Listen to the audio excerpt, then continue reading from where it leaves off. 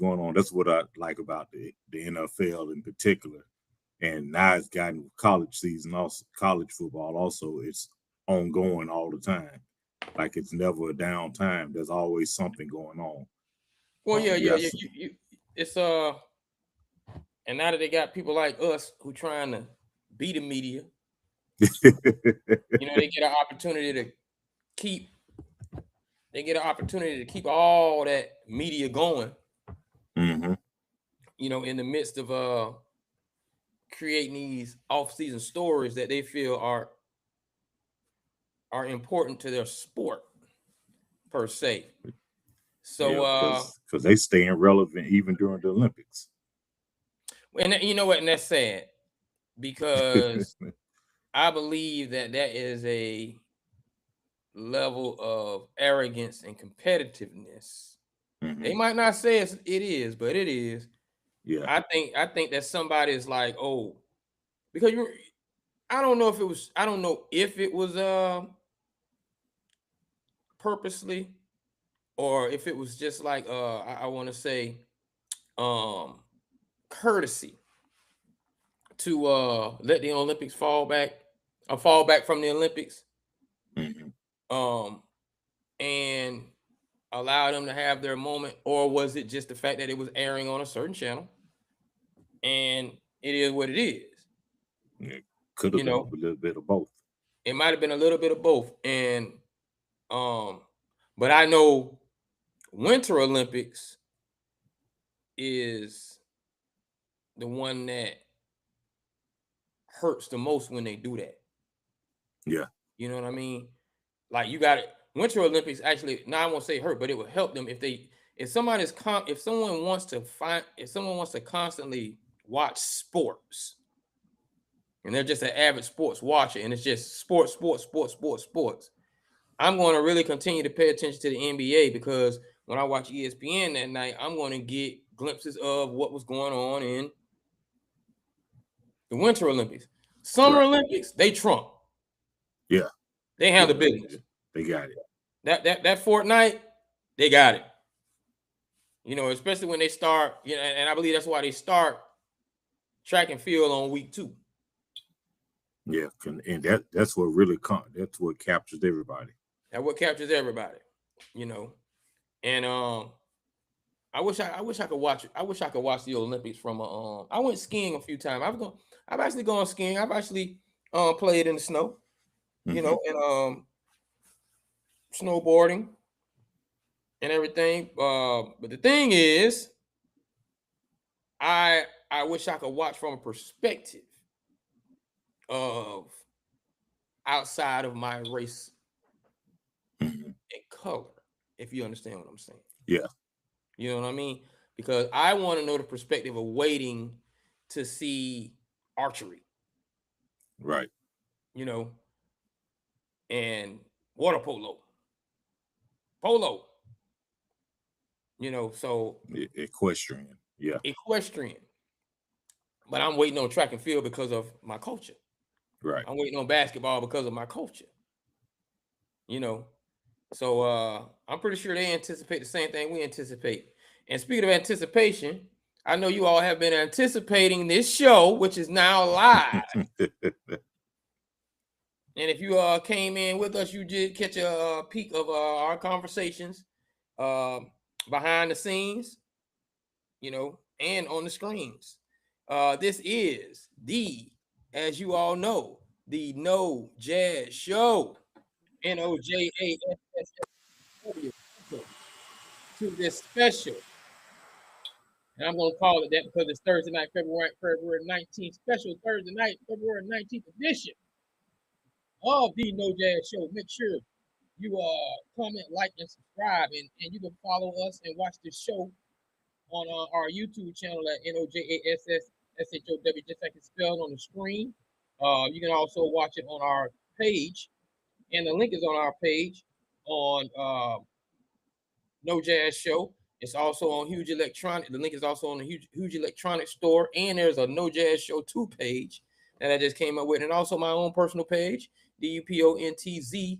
And I'm just going to go ahead and introduce him, the man to my right, My partner, always here to get some insight on sports. Russell Tanker, tell the people what's going on, Russ. What's going on, people? What's going on? Glad to have y'all with us on this Thursday night. As Katie said, special edition. Special edition, and I wanted you to know. I wanted to say his name before I let you know. You can also find us live on his page at RUSSELL, Lady Love, the Tanker, Russell Tanker, and catch us. And make sure once you do that, please follow. Please go check us out on YouTube and follow. And we can be found also moving forward. We can be found live on Twitch, live on TikTok, live on the Riverside platform. We do have some people coming through on the Riverside.fm platform sometimes, and no live on Instagram, but we also have handles on Instagram at No Jazz Show, the No Jazz Show, and No Jazz Show on X, which is had a few posts come in. Mm-hmm. You know, now they back moving a little bit. You know, we had a little post come in. You know, you didn't forget about them. You know, I might go back in the warehouse and archive a few. You know, just for the off-season love. But at any rate, I guess we want to send our condolences out to a few people. Mm-hmm. You know, we done lost some people this week. Of course, namely Jesse Jackson.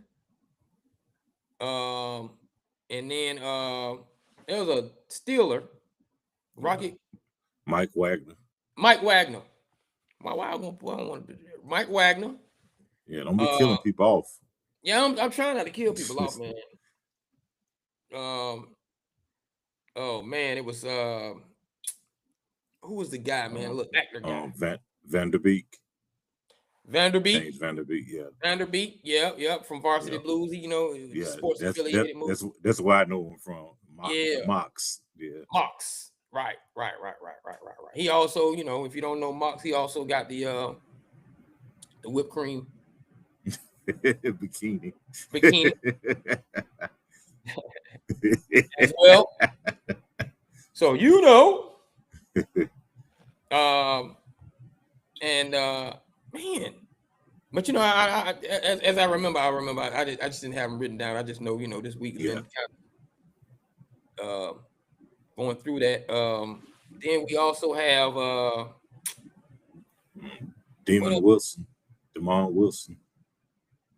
He was a few weeks back though. He was a few. Oh yeah. Yeah, Lamont was a few weeks back. Yeah. Lamont was a few weeks back. The little rapper, some little rapper out of Atlanta, passed away.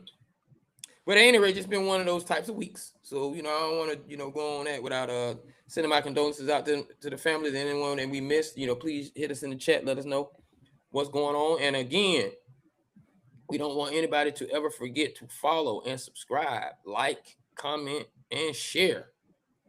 Our name, NOJASSSSHOW, which stands for Not Just Another Sports Show. And we're going to start out again. Before we get there, we're going to just make sure you all are well aware of the people that pay bills around here. LYTESNACK, lightsnack.com for all of your food delivery needs. Make sure you go to Light Snack, and when you go to Light Snack, make sure you order those Magic City wings for all of your late night snacks that you may have. Make sure you order those Magic City wings, and don't forget their motto. Don't forget to lick the sauce. We also have Bliss Brazilian hair for all of your flow. As we get into going into spring, you know, we get into March, we might have one more cold day. Can't say that about Tank, but we might have one more cold day. And we moving into that. And if you all missed it, you missed it.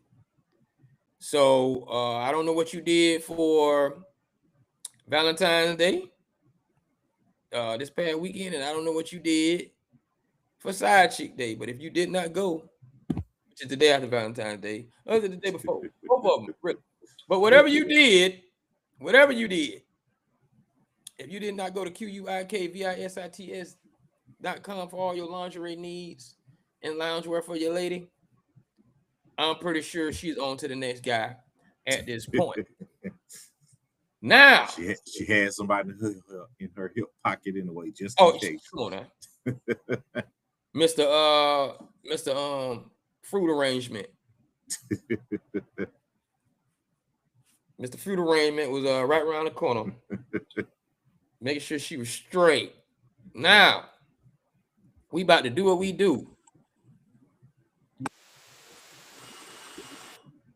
Oh, shoot. About to get into these topics. Let us slip on out.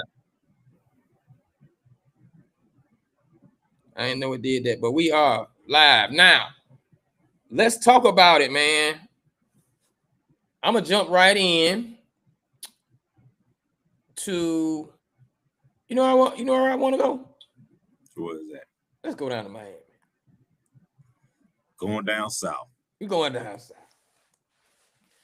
We are going down south where they have traded Tyreek Hill. Well, they released him. They released Tyreek Hill. And that is, you know what? How do I want to put this? It's surprising that it happened now. But I think they were lingering to probably, I think they already had it in the back of their mind. And they were trying to see if anyone would give them some level of interest in him before they did what they did. But it's not surprising that they're releasing him now, because now they know they're scouting for his replacement in free agency or the draft. So going back to Mr. Hill himself, what do you think his next destination will be, and who do you think is a good suitor for him moving forward? Or is it pretty much a wrap? I think this shows you kind of, it's a business first and foremost. You never let that get aside, or never let that fly over anybody's head. The NFL is a business first and foremost. And they just waited just long enough for, okay, Tyreek, he's walking unassisted now. Okay, good. Now we can cut him. Mm-hmm. And that's what you said he walked?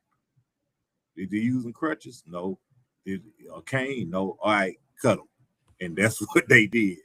Now, I've heard that there's a possibility he might be having another surgery, but whether he does or doesn't, you look at a man who's coming back from a dislocated knee and a torn ACL.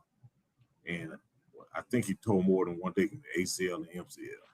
So you basically talking about basically almost a fully reconstructed knee. I'm not sure if he's going to be able to come back this year, or if it might be halfway through the season.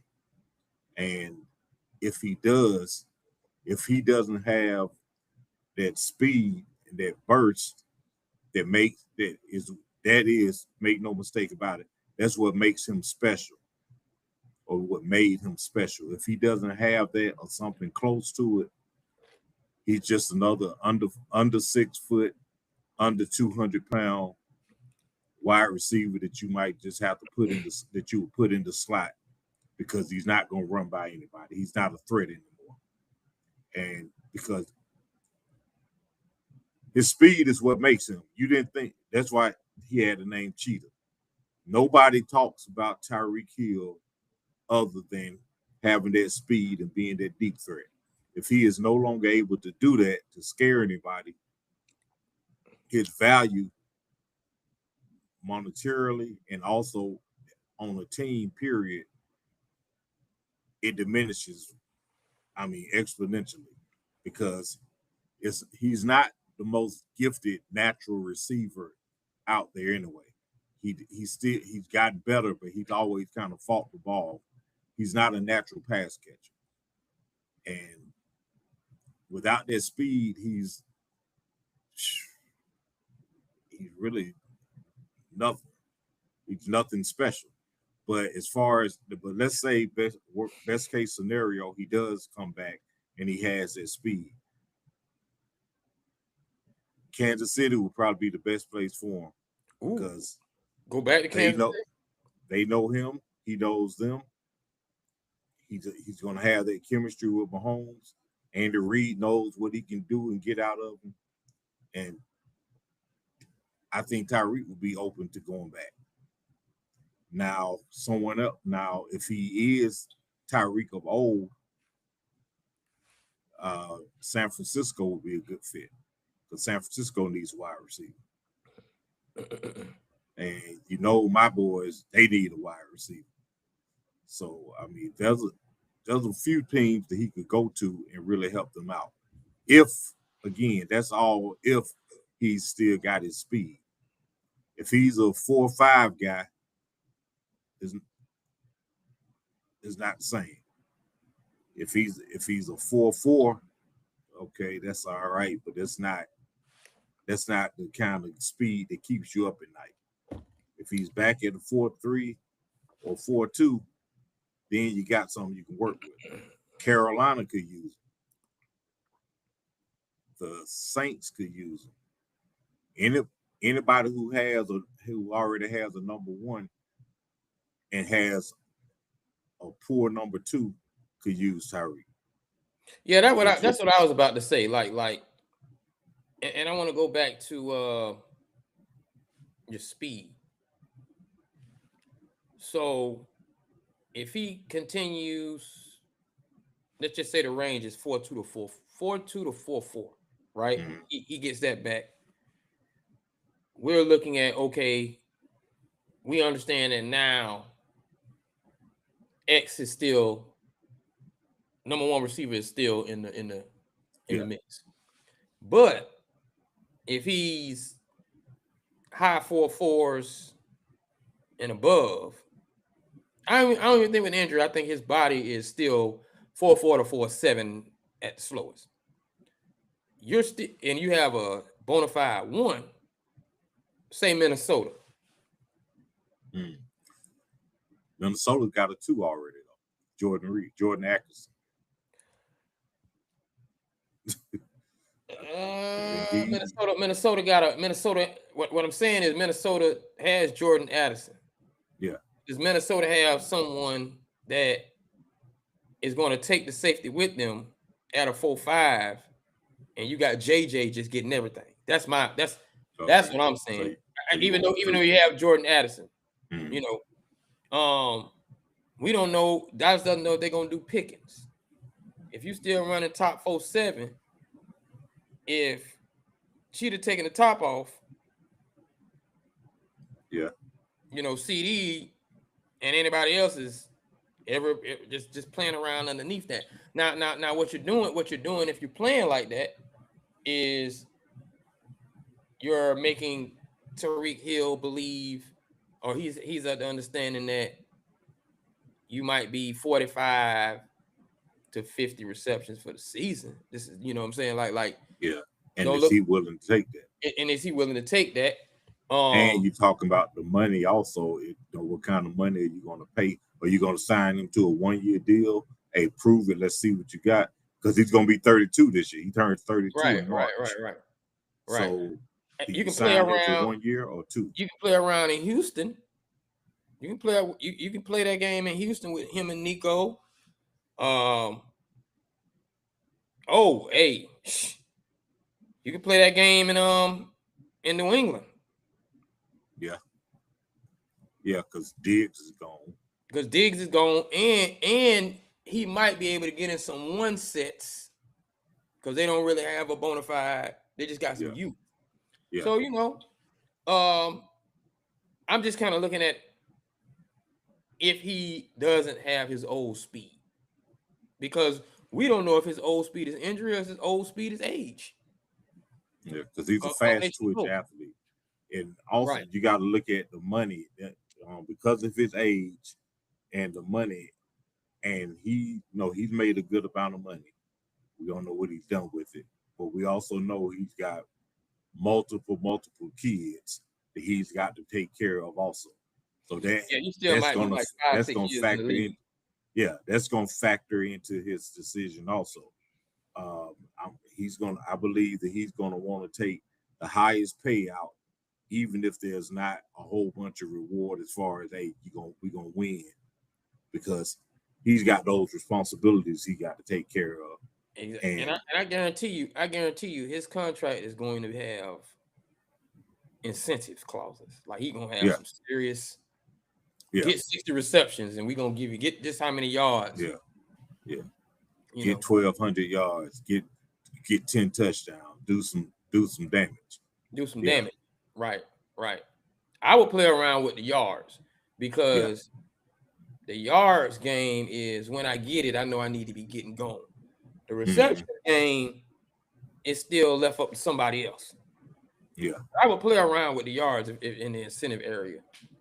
I would do that. Now, I guess that's what it was. We're just looking at his possible landing spots. I don't think. Does the NFL need him?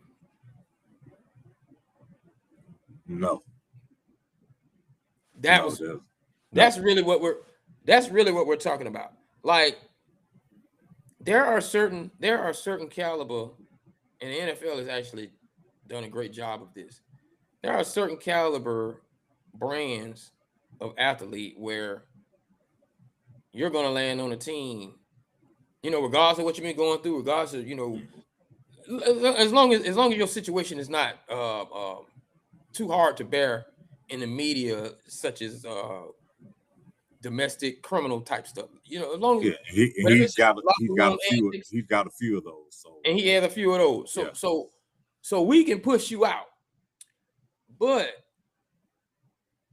if you're talented enough where you do have that going on, the NFL does not need your name. Like you can do a top 5 NFL wide receivers, and people will be like, "Oh, so he just got hurt. You're gonna leave Tyreek out of this?" And they'll be all right. They'll be all right.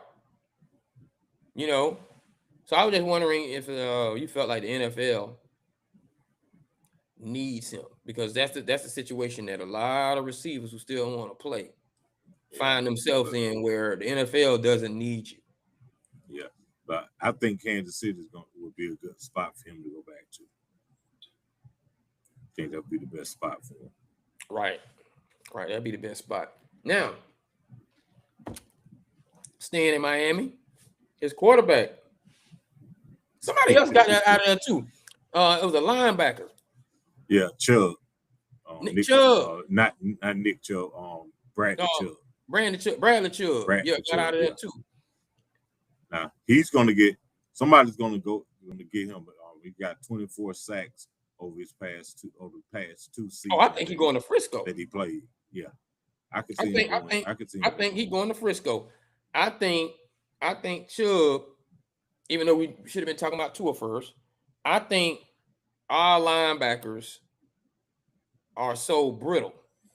And then when I say our, I'm talking Dallas. Our linebackers are so brittle, we need depth. We have not had a consistent linebacker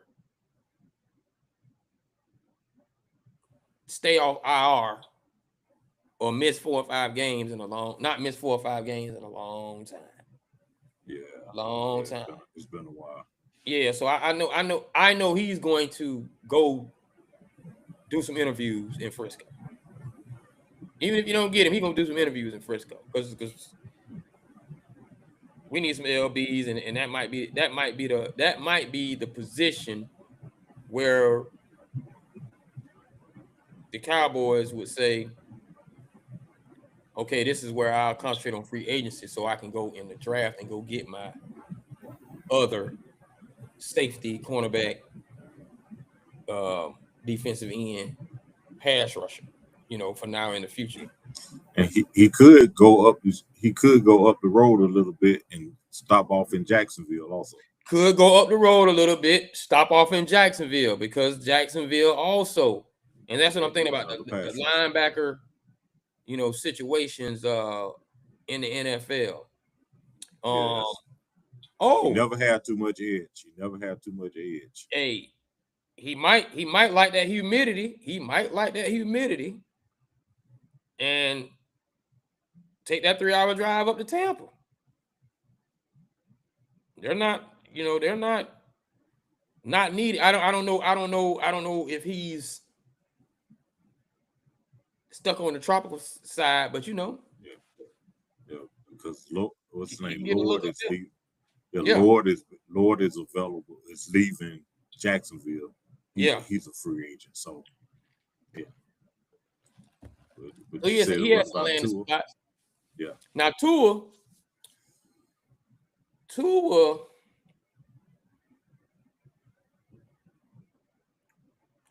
should go compete for the backup job, eventually starting spot in Minnesota. And I'm going to say it's gonna be hard for him to push him, but I think it might be one of those Russell Wilson situations, like it's in New York. Mm-hmm. He might be able to do something in New York. Either one of them. My only thing with Tua, well, not the only, but one thing with Tua is he's been in warm weather all of his career. I'm not sure, in high school, college, NFL, he's been in warm weather. I don't know if that wind and that cold weather is going to agree with him in a New York team, with a New York team. And and also that team is not good. The Jets are not good. Their offensive line is not good. And Tua has had his bell rung. He might be an looking awful at lot of times. Yeah, his main thing for Tua needs to be, okay, of all the teams out there that I might have an opportunity to sign with, who has the best offensive line and the best running game, because he's not in a position right now to carry the load. He needs to be, and I hate to use the term, but he really does need to be a game manager. He needs to be someone who the line protects him, the running game is there that he can lean on, and he can be accurate with some passes, infrequent passes. They need to he's got to be protected because he's concussion prone. I mean, that's just a fact. Not just concussion prone, but he's injury prone. He doesn't just get hurt; he gets injured. When he gets hit, it looks like he damn near died. It's like the other year when he got knocked out and his body clenched up and his hands went like this. It was like, oh, did he just die on the field? But he was knocked out before he even hit the field, before he even hit the ground.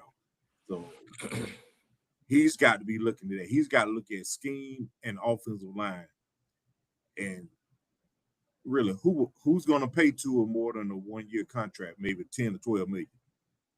Because we got to see if you can stay healthy. He's had one good year in the NFL. That's what got him paid. I'm gonna tell you like this, man. I was going off of your attributes as far as team attributes for where he could go. And this name popped up, but you said something that made me rethink. And I thought about it because of where they are now as far as the division. And what I mean by that is the NFC West. Mm-hmm. And NFC West being San Fran, Seattle, Arizona. Well, I'm gonna say Arizona, but who that for? Frisco. No, I said San Fran. Oh, the Rams. Los Angeles Rams. And Kyler Murray makes me wonder, okay, will we go out and get a clone? Well, a more pocket Kyler Murray, meaning the stature. Mm-hmm. But at the same time, Kyler Murray always out too. Questionable. Yeah. Because, are we traumatized by the small guy? Because Jacoby Brissett is not going to take over that spot. They probably, where are they picking in the draft? Let me see. What, the eighth, They seventh, high. eighth or sixth? No, are they fourth? And they got a young receiver that they need. Yeah, they third. Third, So they they might might be be neat. they might be looking at Mendoza or somebody. You know what I'm saying? They might be like pushing quarterback. And that's why I said what I said. Like, it might be an opportunity because if you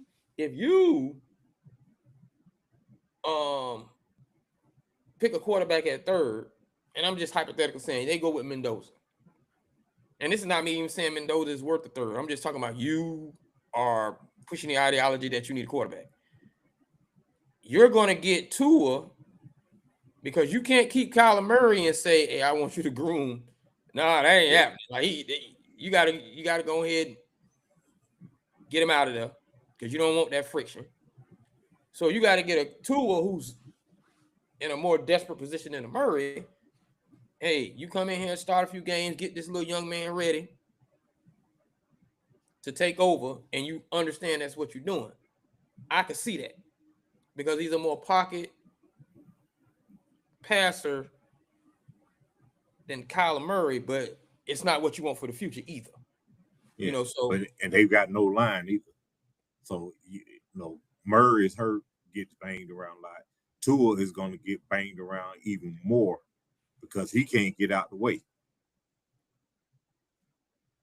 And I mean, they've got a good tight end. They better get an O-line. They better get a second pick in the draft. I mean, if they look at quarterback, they need to be talking quarterback because they got a wide receiver out there.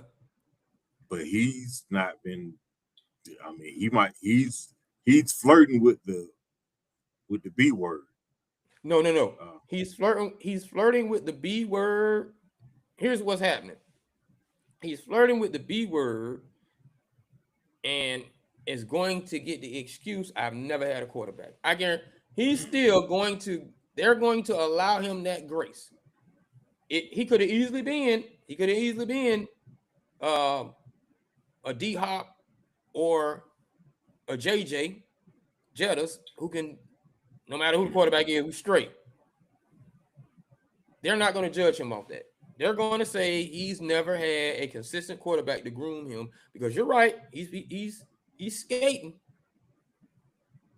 He's skating on that. And even in the draft class this year, he can still have that excuse because it's not quarterback heavy. Yeah, there's no quarterback.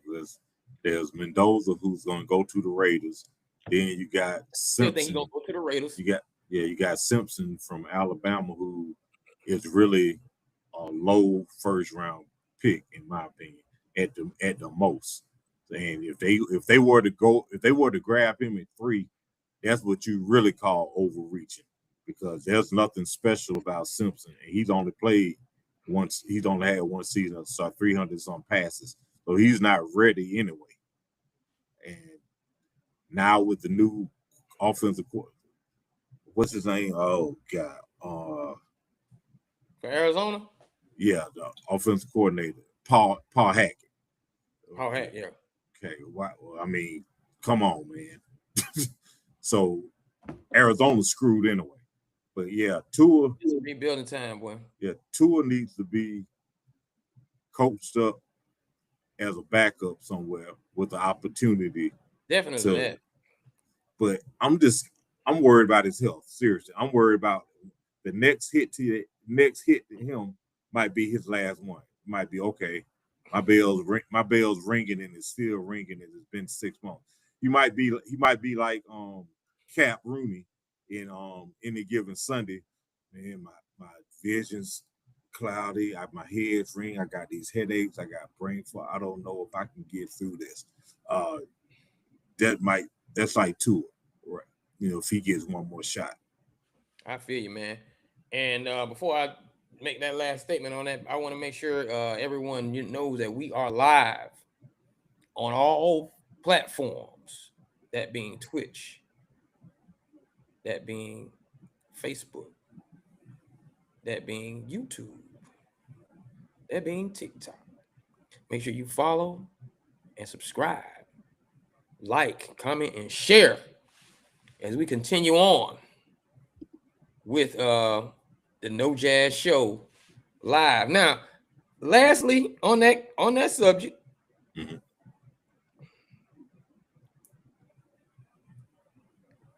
who's risking Tua?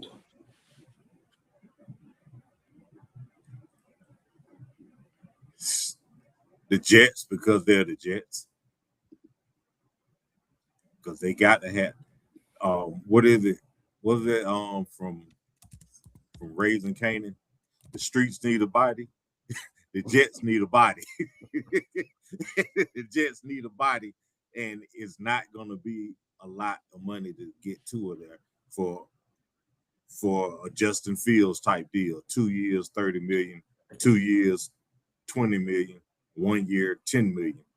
Because there's Tua's track record, injury-wise and production-wise, with the exception of that 1 year, does not bode towards him getting a big deal.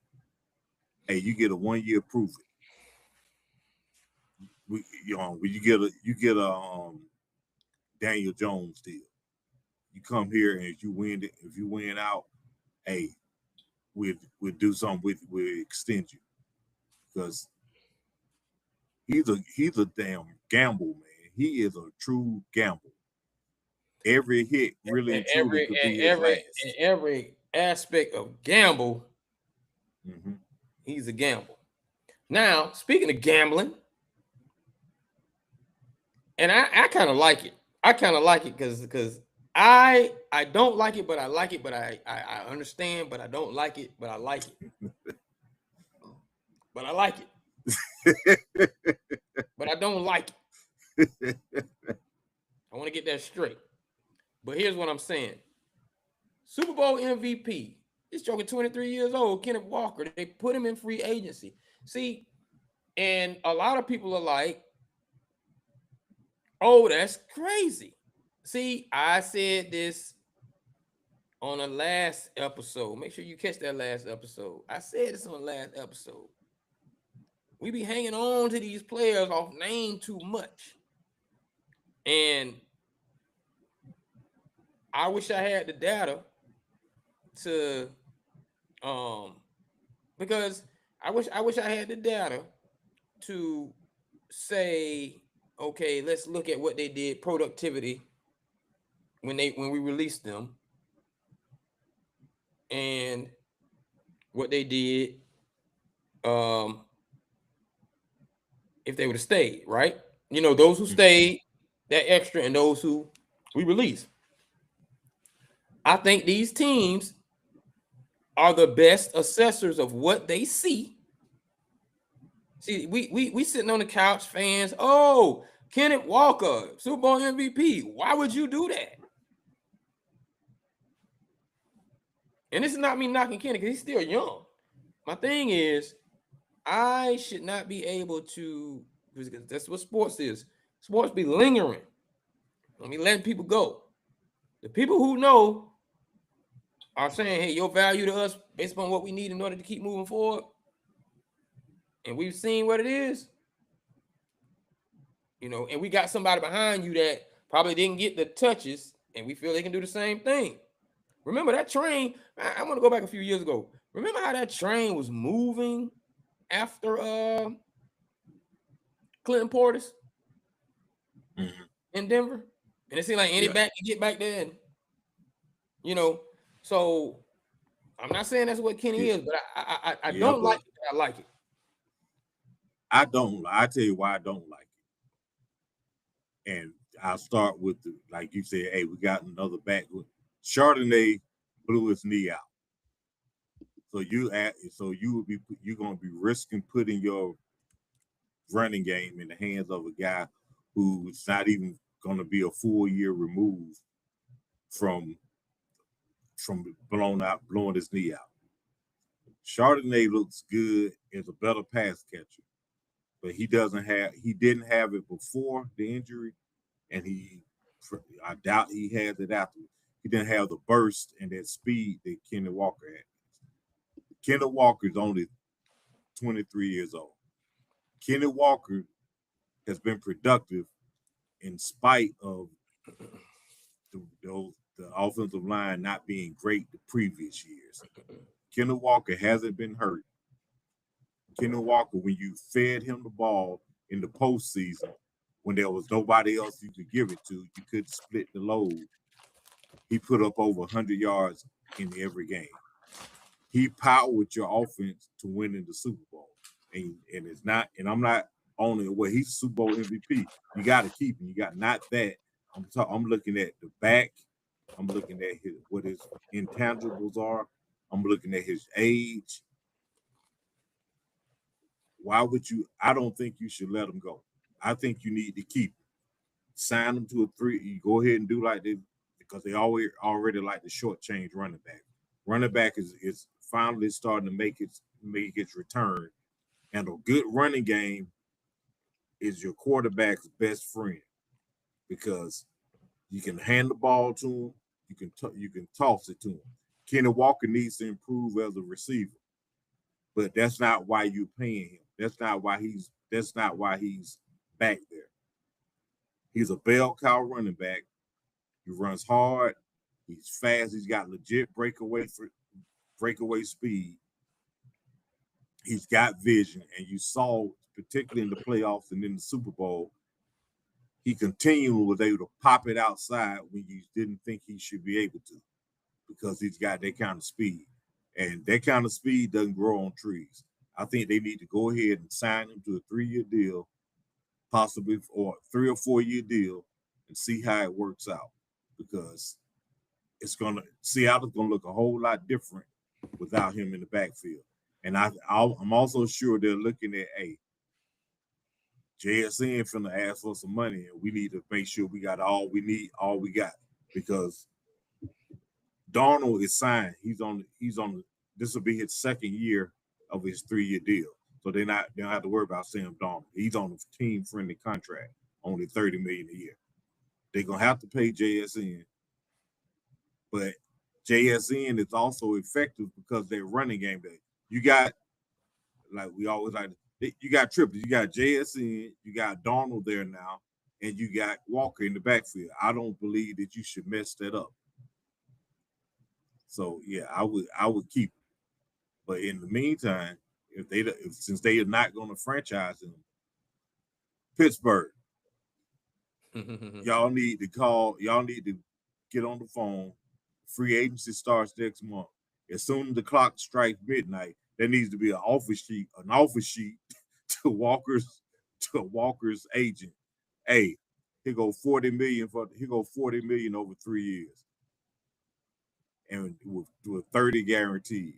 Come on up to Pittsburgh. We love running backs. Let me tell you what's going on. Let me tell you what's going on, right? In the midst of all of the running back value that has gone up, I'm looking at it like this, and I totally understand where you're coming from. Kenny Walker, 2022, 2nd round, 41st pick. Look at the value they got out of him on a rookie contract. There is only one. They have 5 projected running backs, and we're not saying it's not a strong running back year. I got to go back and look at what the 2022 running back year was looking like. And because Kenny at Michigan State was not bad. He was not bad. Now think what I'm saying is, in the 2nd round, with all the pieces that we have in place, and making sure we have our wide receivers money, Jeremiah Love is like the only one they projected to go in the 1st round, and you still have 4 running backs. 4 running backs. You got 4 running backs and a cheap Rico Dowdle who will come back to Dallas or whatever the case may be, maybe Seattle. That's what I believe they're saying. They're saying we don't want to get caught up, or we want to see if the luck of the draw will have us play plug and play, and we can get us another possible Kenny Walker, second round, third round. Fix all this stuff around him because I think what they're gonna do, in this year's drafting as low as they are, they probably gonna go edge, just to get younger, or go offensive line with that first pick. They go offensive line, they getting another running back. If they don't get one in free agency, so like I said, I like it, but I don't like it, but I like it. Yeah, I'm one of those. He's young. Even though he's young, the formula works. Hey, go ahead and get it. It's not. He doesn't have a whole. It's not like he's got a whole lot of tread on him, a whole lot of wear and tear. Isn't it two formulas though? Yeah, but you don't. But it's an unknown. If it's an unknown if you go and draft this guy and he doesn't pan out, and you see Kenny Walker putting up 1,300 yards for somebody else and 10 touchdowns, and you think, man, look at that. I mean, that's I would keep what I know. That's just what it is. Yeah, I would keep what I know that I've got. All right, now, I'm gonna give you an opportunity to elaborate because I don't know. I don't follow what's going on in Pennsylvania, and when I say in Pennsylvania, I don't follow what's going on in Pennsylvania at all. Mostly from your little sister. I can't stand your little sister. Yeah. So you tell me what's going on. What is going on in Pittsburgh? Please let the people know. It's good to talk. It's nice conversation. It's a good topic and all that, but it is worth talking about. But I will say, I'm gonna say this first and foremost.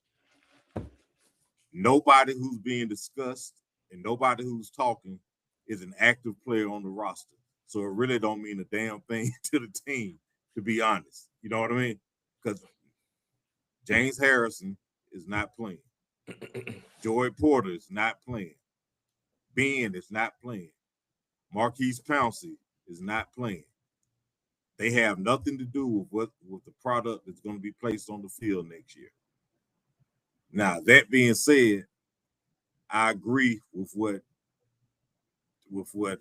James Harrison said about Joey Porter going against the Brotherhood, and I also because explain. I know, but explain because we have to. We here at No Jazz have to. Let me tell y'all something. Joey Porter, and Lee Flowers. Them some miles, boy.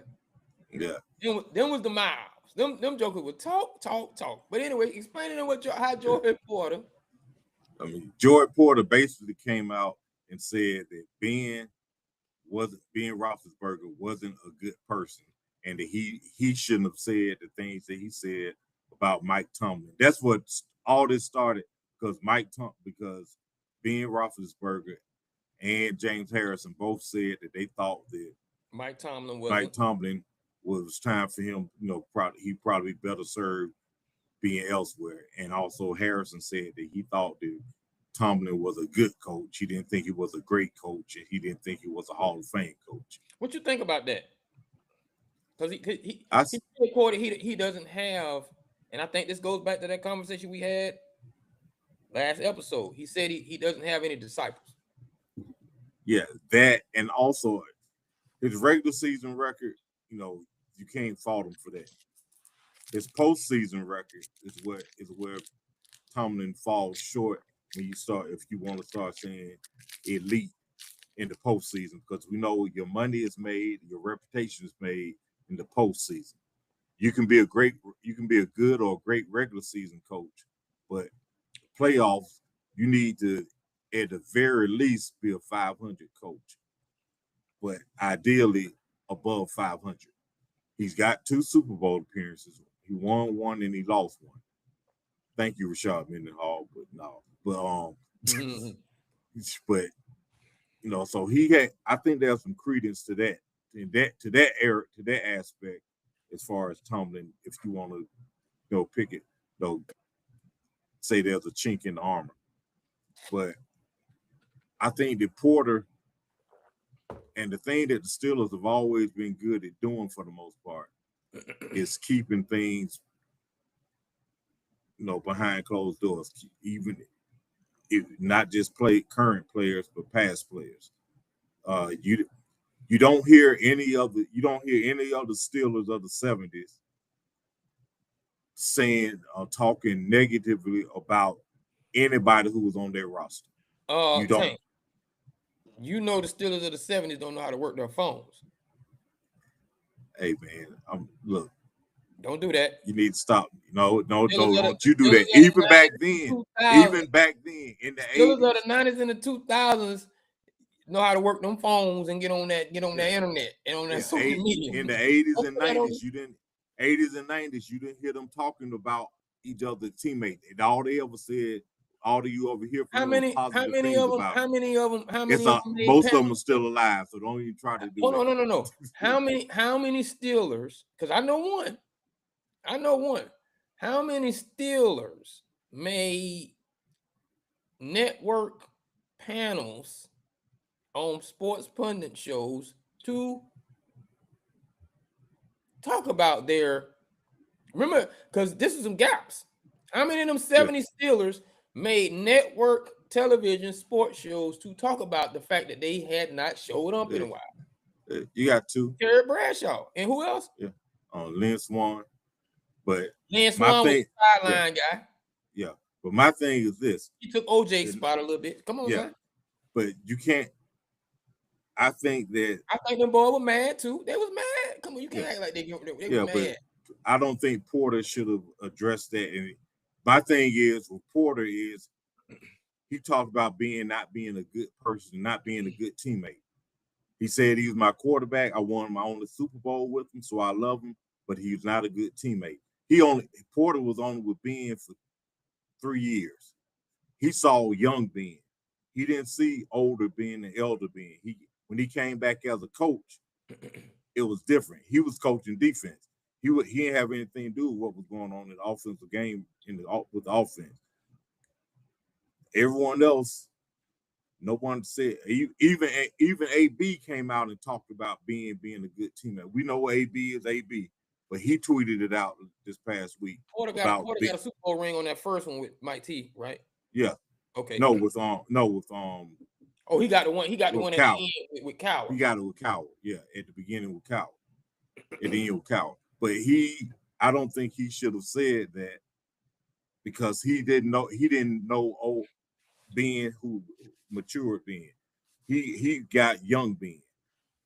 Now, some people would say Ben wasn't the most chatty guy, friendly, and this, that, and the other, but there was younger Ben.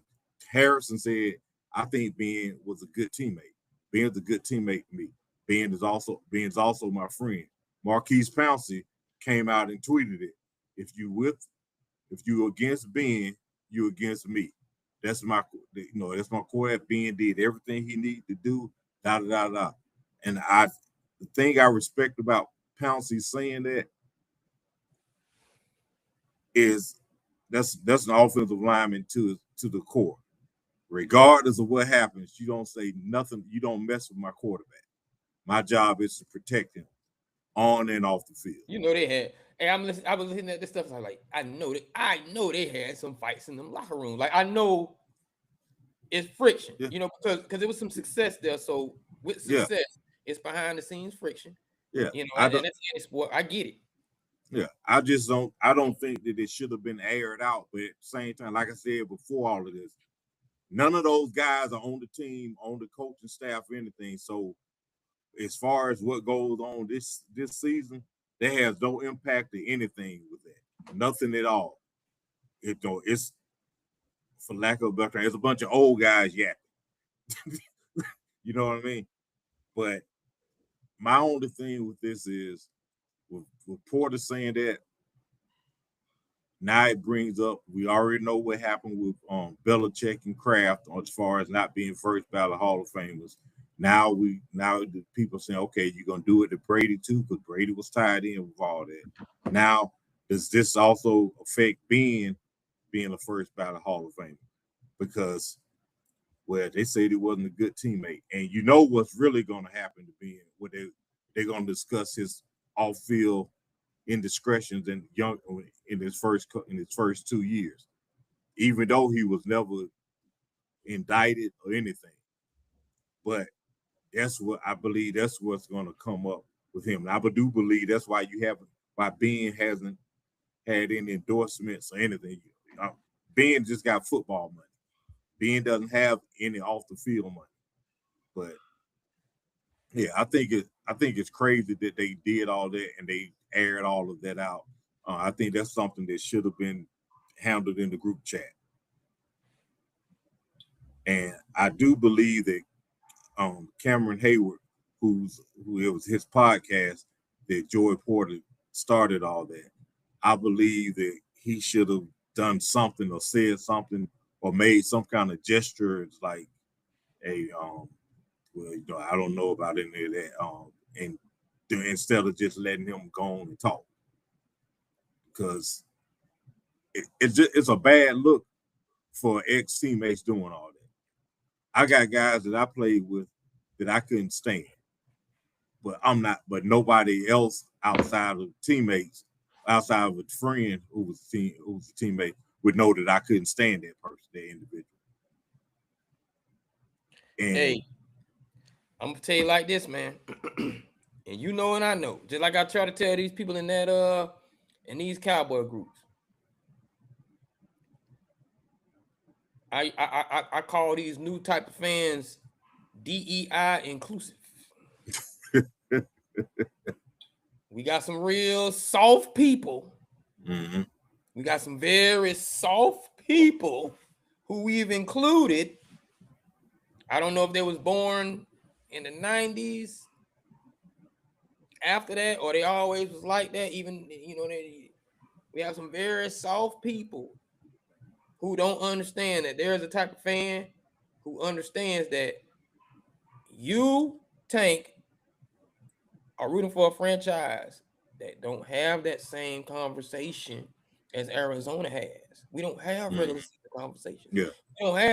We don't have non-opportunity to have a Hall of Fame quarterback conversations. We don't have non-opportunity to have a Hall of Fame running back, lineman, you especially, conversations.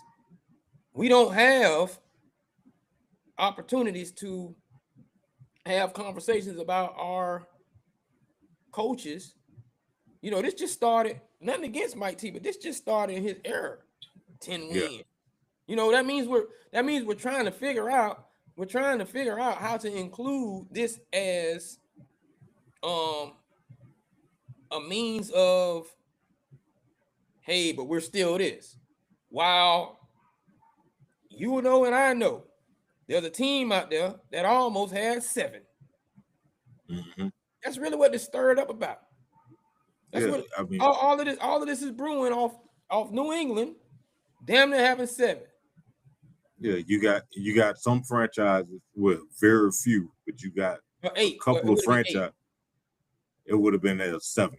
It'd have been 7. Yeah. Come on now. But you got a select few franchises who, regardless of how long it's been since they won one, the goal is to win it all every year.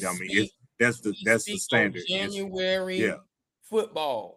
We don't care about all the other stuff. Doesn't matter. All them old DEI inclusive Cowboy fans in these groups be. You can say that about any team. There's only like 5 that we in the discussion with. Yeah, there's certain teams don't get those discussions. Steelers, Cowboys, now Patriots, and 49ers. I'm gonna throw Green Bay in there, even though they and Green Bay. Green Bay, there's a different type of their thing is, hey, we need to win it all. Period. Anything less than that, really, for us, is a failure. For other teams, Convention award. yeah, for other teams, man, well, at least we came up short. We need the Super Bowl is what we're after every year, regardless of what kind of product we put out there. Hey, y'all need to be trying to win the Super Bowl.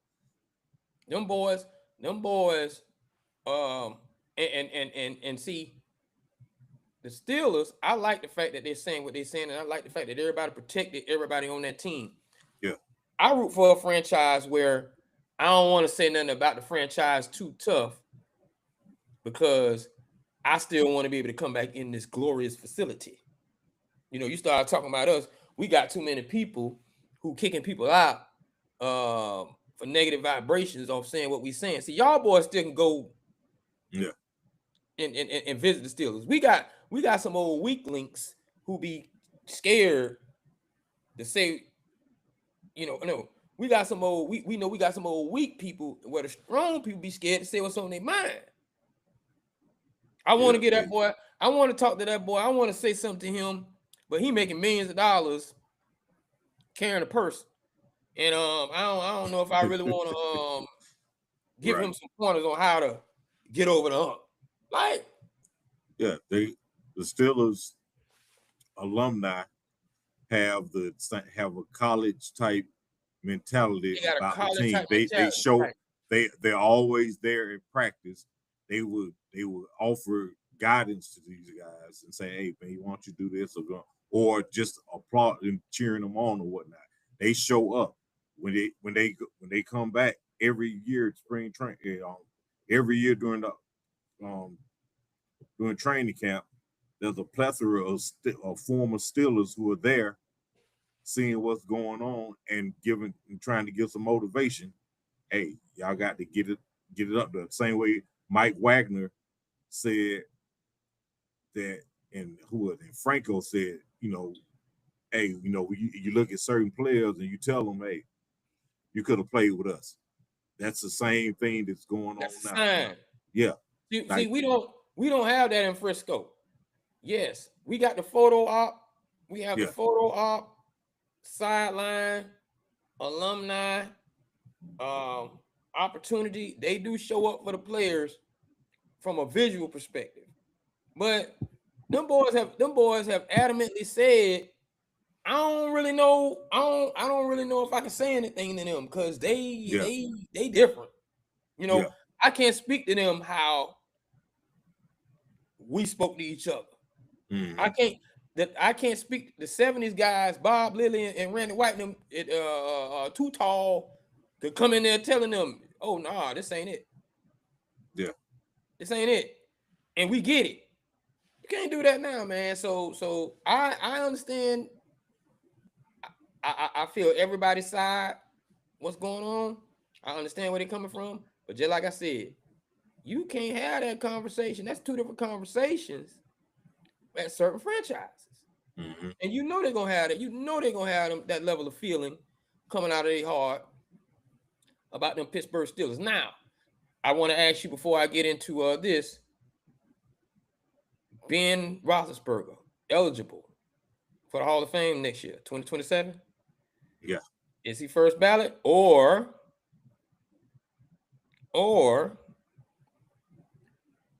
will they dishonor him with you got a blemish on your record? If these changes they're talking about possibly happening with the Hall of Fame voting go through, I believe he'll be a first ballot Hall of Fame. And I believe that he actually is a first ballot Hall of Fame. I don't think that he's not Eli. He didn't have 2 playoff runs and nothing else.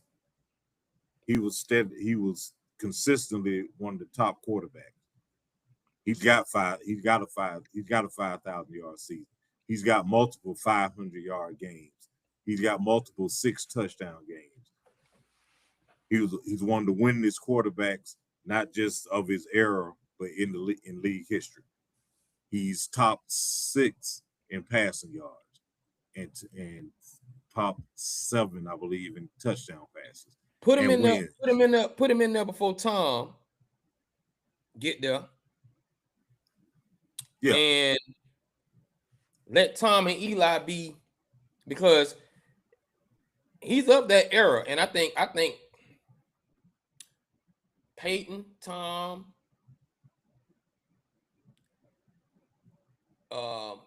Big Ben, Drew, all need to, that era was bad, boy. They all need to be somewhere floating around in the Hall of Fame. And also in the era, some Kurt Warner's already in there, so he would. Yeah, Kurt wasn't shabby. Kurt kind of was in there. Yeah. Phillip Rivers was. See, I was gonna say Phillip. Yeah, no, I'm not saying put Rivers in. I'm talking about as far as very good quarterback. Very good. Yeah. I mean, there was a lot. Even Ryan, you get Flacco was the winner. I mean, see, that's why my Rivers little thing kind of playing around. Because I'm not saying Flacco was a Hall of Fame. I'm saying as far as a very good quarterback who was playing. Yeah. That ring would have solidified it. Not a ring has you saying you couldn't figure it. You couldn't figure out how to. You couldn't figure it out once. Yeah. You couldn't figure out how to get in the game. Well, did he get in the game once? See, that's what I'm saying. Like, ooh. Yeah. But yeah, no, but I think Ben should get in first ballot. If he doesn't, I believe he'll get in the second year, because I mean, it's like, and my thing with Hall of Fame in general, I mean, sometimes you have guys who come up who are eligible the first time around, and they are just better and more deserving of somebody who did get in the previous year. But if I'm not good enough to get in on the first, second, third, fourth ballot, what makes me good enough to get in on the fifth ballot? I'm gonna tell you this. Pittsburgh fans know. What is Pittsburgh? An hour or two away from Canton? About 2 hours, yeah. He getting in. But them people, boy, they love Canton, boy. Hey, Canton, Steeler get in. Yeah, they don't play around. But if he gets in, I'm gonna be there. They know. I'm going if he's there. Yeah. So yeah, I do believe he should be in. I don't believe that what happened, what allegedly and what he was accused of in his first 2 years should be something that keeps him out. Because, and truthfully, that's how I feel. Anything that you did that was off the field, other than gambling on games, shouldn't have any bearing on you getting in and not getting into the Hall of Fame. Because this isn't baseball. Football is based on what you did on the field. It's not a character thing or anything like that. It used to be. I get. I totally get what you're saying. It used to be, but and I'm not against this. But when they started Pink November, football developed a level of responsibility for everybody, because everybody watching. It used to be. So what I'm saying is, I think he gonna get in regardless of that. Yeah. But somebody they got to get out in front of the news, because the news gonna hit, and somebody gonna, you just letting. But anyway, I want to say you are now watching and still watching the NOJASSSHOW No Jazz Show, not just another sports show. We are live. Find the link on my page, DUPONTZNIVEK. You can also find that link on Russell Tanker's page. We are live on YouTube, live on our Facebook page with that link, No Jazz Show. Live on Twitch, live on TikTok, and also Riverside.fm. Make sure you follow and subscribe, like, comment, and share. Join us in the chat, please. Now, let's bring this up, because I want to know. Kansas City is restructuring Mahomes' contract to clear up $43 million. What you think they're trying to do?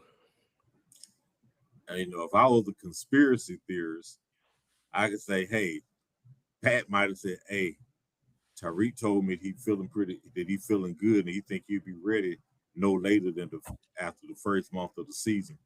Hey, I don't mind giving back some money if we go ahead and sign him, bring him in for 2 years.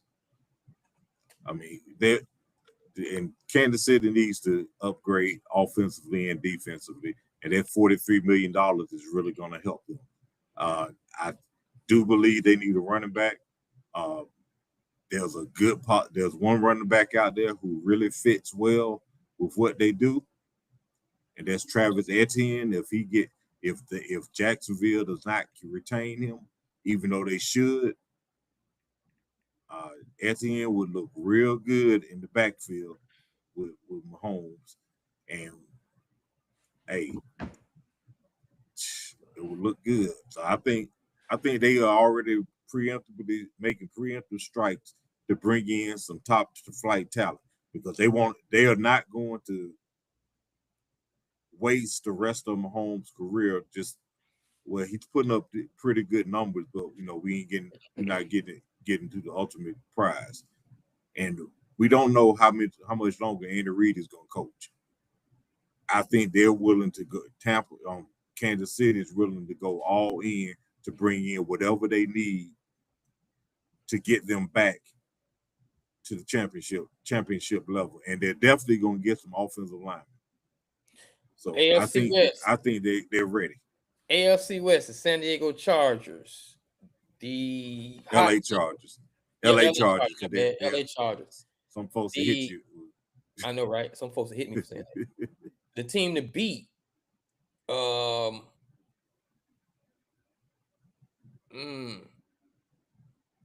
think they want to get back in that seat as the team to beat, but right now the team to beat is Denver. Yeah. Then you have the Raiders, who are going to Raider, but they're going to the Raiders are saying the Raiders are counting on this quarterback, and we truly believe Genty is that guy that could make a quarterback look better. Who do they have at receiver out there? They got somebody pretty good. No, they got a tight end. They got that tight end. Georgia. What's his name? Right. His name slipped my mind. He was on my fantasy team. Brock Bowers. They got Brock Bowers. They don't have a quality receiver. They don't have a quality receiver yet. And they can get away with that because he's a short pass guy. You don't need, but freed up 43 million, man. Theoretically, I'm looking at it like this, man. There's a young man out in Frisco waiting to be franchise tagged. I think they're gonna franchise tag him. But Andy Reid, I got a quarterback out here, man. I like what you're saying about the Tyreek Hill thing. I like that. I'm not against that. But he probably twiddling his thumbs a little bit.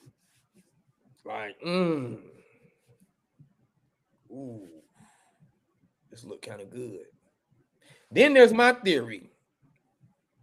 The young man that I'm talking about, I ain't gonna say his name. The young man that I'm talking about gets franchise tag, and on draft day,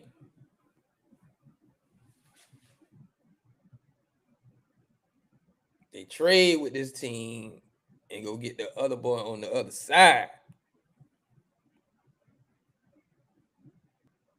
And then we go young and risky. We have two risky wide receivers. We got a young wide receiver, Carnell Tate. And then we flip the franchise tag and slide that money. See, I like GMing like that. I like that old because I get tired of fans and all these pundits believing they know the answers what these people gonna do, and they don't. You start getting used to certain jerseys on the back of shirts, and then you start getting comfortable with that. Now, the only thing that messes up my theory with that move is the number 88. You know what I mean? Like I don't think he pulling up off that brand, but Yeah. I think Andy Reid and that think team with that somebody saying something, and they looking at that 8th pick, and we can play around. It's some people that'll jump 2 spots, 4 spots for that 8th pick, and we still good at that 12th pick. Still gonna be some people on the board, like. Woo, but I'm not mad. I'm not mad at that Tyreek Hill. I'm not mad at that. I'm not mad at that at all. But them boys trying to get back in their driver's seat from Denver fast. Like they are not playing around. Yeah. And James Worthy has to. James Worthy. Exactly. Xavier Worthy. He has to step up this season. He has to. And he can. I think he's one of those receivers, and I think that's what they're looking at. Theoretically, if you're talking about offense, I think he's just one of those receivers that I could look so awesome if I actually had a 1. Yeah, because Rice is not. They kept acting like his name is Jerry Rice. His name is not Jerry, but Rashee Rice is not Jerry Rice. Right. Yeah, but they were acting like we get Rashee Rice back, everything's gonna be fine. No, that ain't Jerry Rice. That's Rashee. There's a difference, and he's not a 1. Not a 1. Absolutely. All right, now another guy out there to go along with Max Crosby, Hendrickson. I want to throw Max's name in there a little bit too. Where do you think they end up, and what is the best? Well, I guess what is the best spot for them, because their name is buzzing in the free agency. I think Crosby. He said that he wants to be a Raider. He wants to stay with the Raiders. But if they don't want to keep him, he can go. But the Raiders can use him for draft capital, because trade capital, because they don't have any. He's the only thing they've got that they can dangle in front of anybody. But he needs to go to a team that's ready to win now. He's up. He's getting older. Sending him to another team that's trying to rebuild or trying to get somewhere and is not close, it's going to do nothing but piss him off. And he'll probably just fight it. He's like, I can stay here and lose. He can stay there. He can stay. See, and everybody ain't ever. And he's not Myles Garrett, where he's gonna be getting records. Right. To camouflage the losing. Right. And all the offensive linemen free agents. Yeah. So I think that Crosby, who knows? They might send him across the country to Washington. But I think that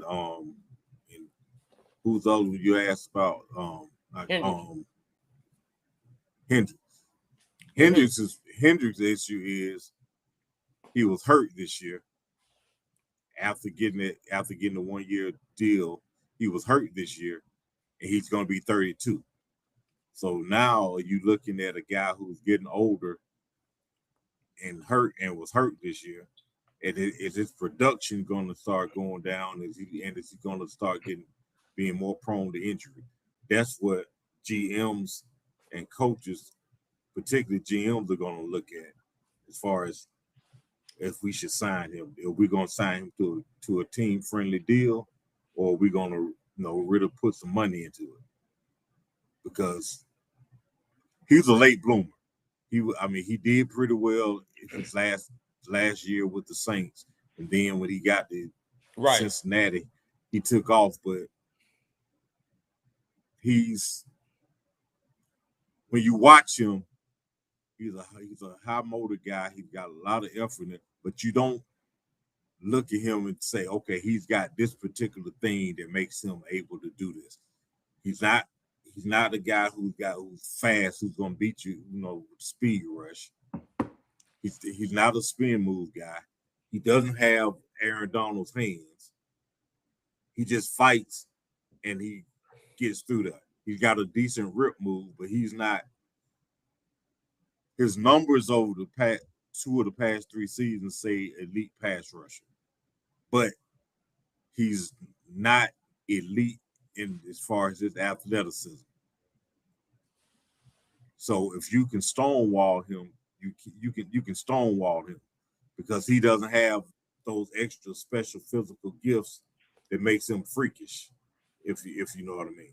There's some guys that they get off, and you just can't keep them off the quarterback because they've got an array of moves. They got speed, they got quickness, they got the spin move, they got a rip, they got a club, he doesn't have any of that. Nobody's studying him to be a better pass rusher.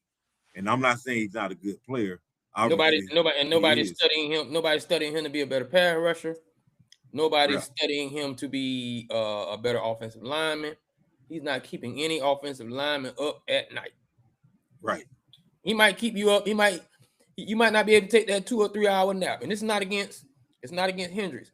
But I'm gonna say I made what some people call a racist comment. But it was data to me.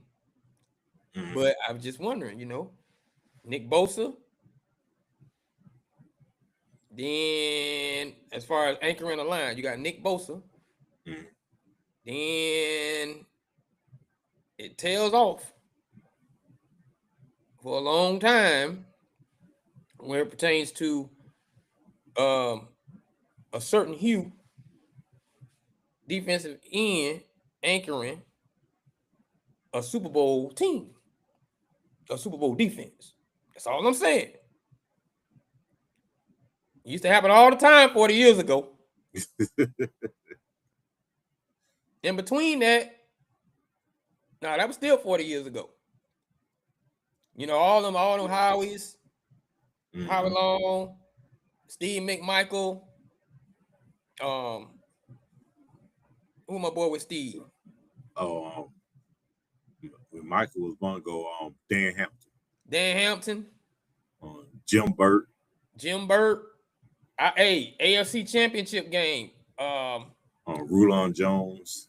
Super Bowl, Lyle Alzado, Howie Long, AFC Championship game, at least Mark Gastineau and Joe Klecko.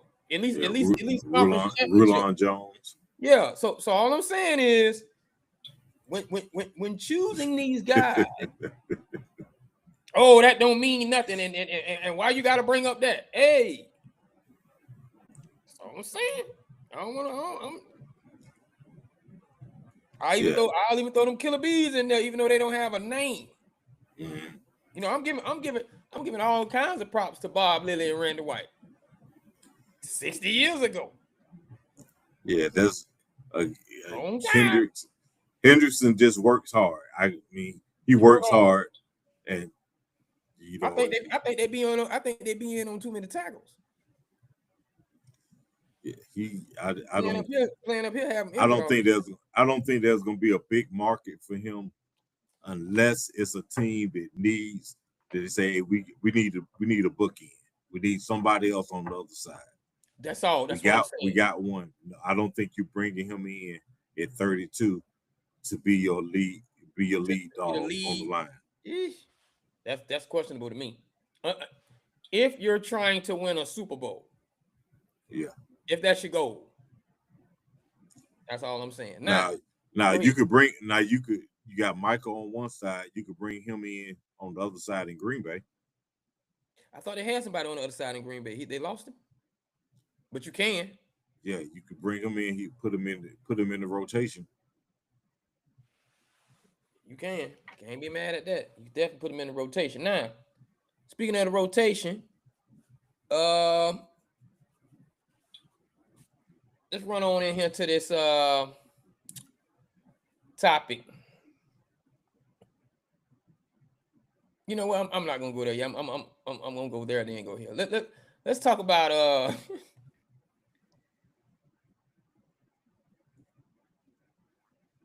I'm wondering, when I was growing up, were those exhibition fights that we were seeing from those old dudes? Like were those real fights or exhibition fights? Because we have Tyson. You know what I'm saying? When you're young, you don't know. Yeah. But we have Tyson looking at Tyson and Floyd Mayweather fight. Everyone knows this is an exhibition fight.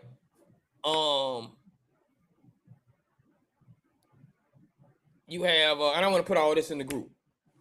You have big name Ronda Rousey being sponsored by Netflix. Yeah. So this is the scariest part of sports.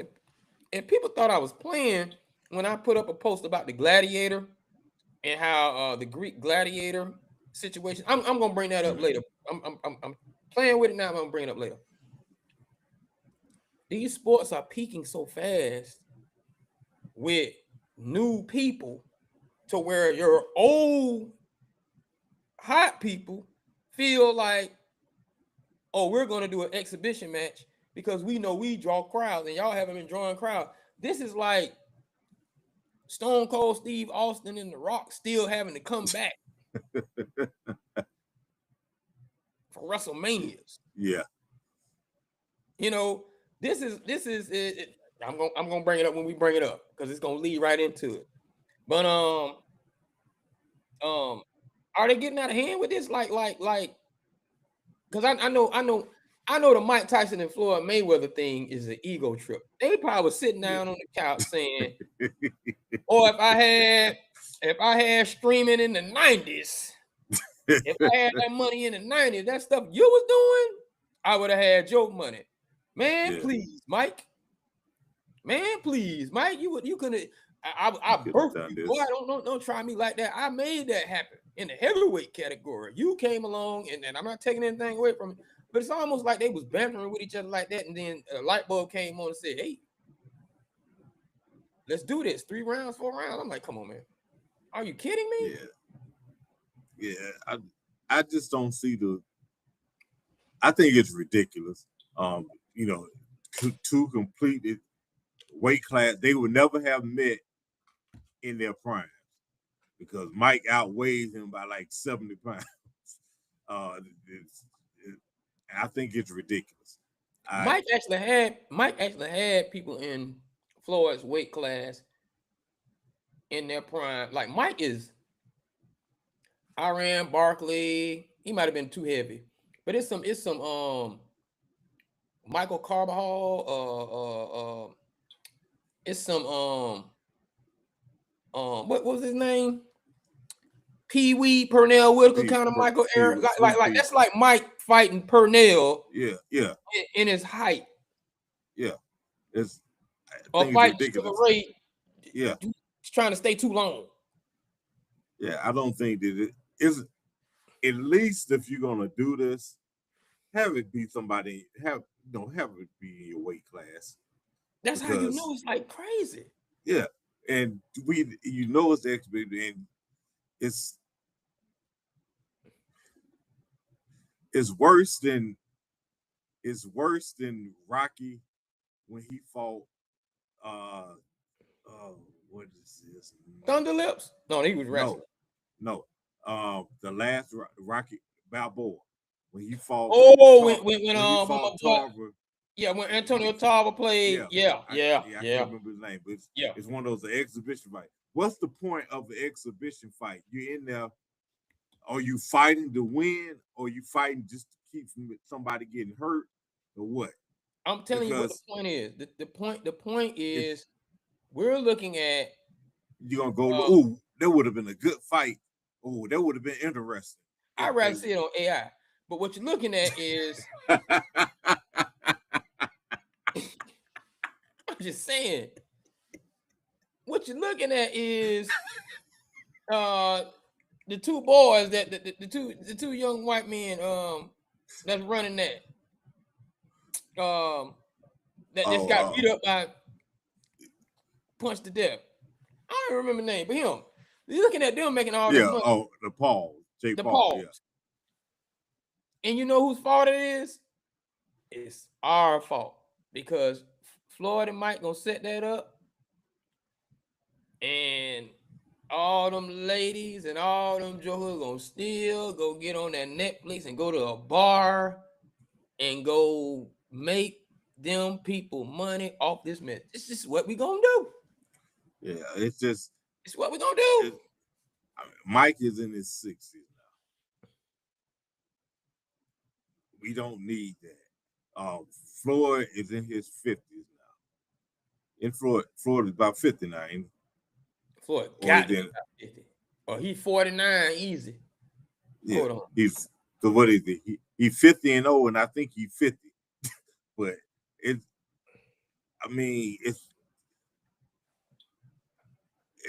it's ridiculous, man. He'll be 49 by the fight. Yeah, it's ridiculous. These two should not be in there fighting, sparring. That's what it is. They shouldn't be sparring. He just had a birthday. Yeah, he about to have a birthday. Yeah, he be 49. They shouldn't be in there sparring. I don't like it. I'm more intrigued by Ronda Rousey making a comeback and fighting on this girl in MMA.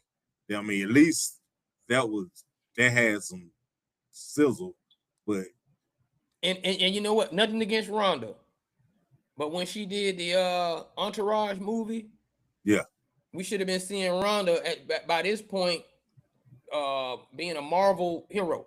I'm done with all that. Yeah. You know, like if you can still come back, what that's saying is the future of your sport has not produced somebody else. We're supposed to look at you like, boy, bye. Yeah, this is her being, now she's doing MMA. So we're gonna see if she can grapple.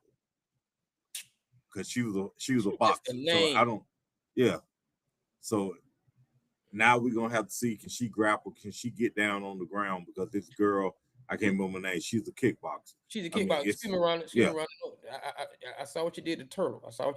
Don't get me right. I ain't saying you no slouch in any way. I'm not saying that you wrong. Now, if you want to break my arm for a date, I'm all for it. You know what I'm saying is, when I said, "Oh, she just a name," that ain't what I meant. Now, you know, I know you. I know what you can do. Don't. I'm just saying, you're a legend and shouldn't be in there. That's what I'm saying. Not shouldn't be in there. Yeah. Because you can't get in there. You know what I'm saying? Come on now, Ronda. Yeah. You know, It's ridiculous. It's just, this is the equivalent. This is the equivalent of when Jim Brown decided he was going to race Franco Harris in 1984 because he didn't think that, he thought he was going to be able to make a comeback at the age of 47, and he was upset about Franco possibly breaking his rushing record. And Jim Brown came out the hole, and after 2 steps, he pulled a hamstring. Now, here's what we want. And I'm going to leave it at that because I'm going to segue into, because I want to make this statement. This is the equivalent of,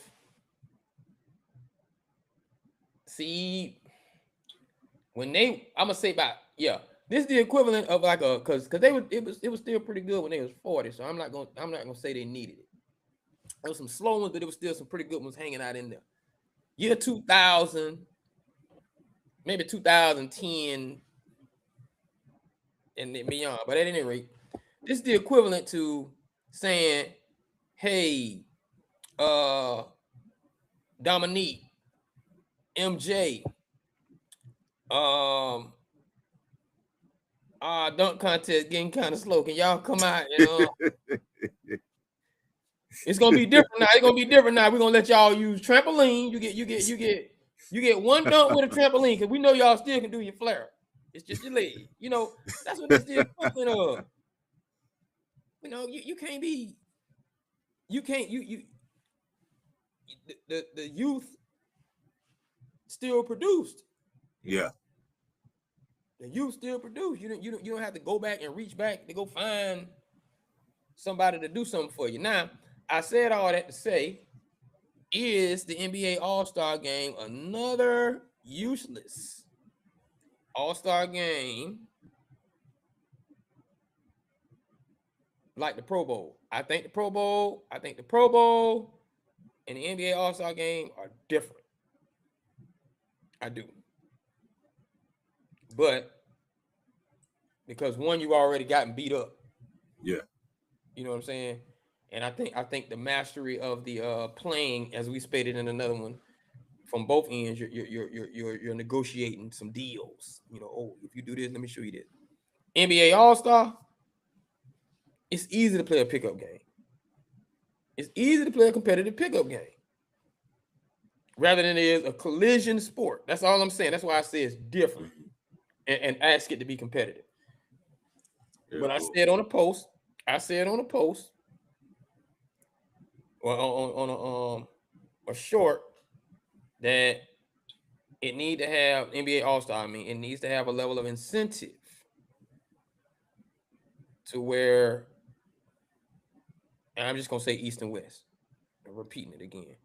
The East team and the West team, if you play, or the blue team and the red team, if you all picking and it's not East and West anymore. The losing team, that All-Star sits out the first round of the NBA playoffs. That makes, to me, the game competitive. It means something. Yeah, it means something. It'll mean something. And what I'm saying is, people are looking at that like that's a little too much. That's a little too risky. If you got one All-Star and it's the first round of the playoffs, you're playing a low seed. It might get risky. I might need to adjust that with the seed if you're the number one seed or whatever. I don't know. But it might get risky when you lose your All-Star and you're the 4 playing a 5 or something. It might get a little risky then. I get that. But my thing is, now you're playing with an incentive and you have your guy, like say your guy is on the East. He might say, ooh, let me go hard on the other team. Let me go hard on him because, just like I said in the thing, if Patrick Ewing knew, if Reggie Miller knew, see, they were doing East and West End. But if they knew there's an opportunity to get Michael out of here and make my path clear, they play harder. I'm getting him out of here. Yeah, you got to do something to make it competitive and make it interesting because as of now, there's no defense and people trying to see, hey, who's gonna shoot a three or who's gonna come up and have a nice slam. I mean, it's nothing. It's no defense.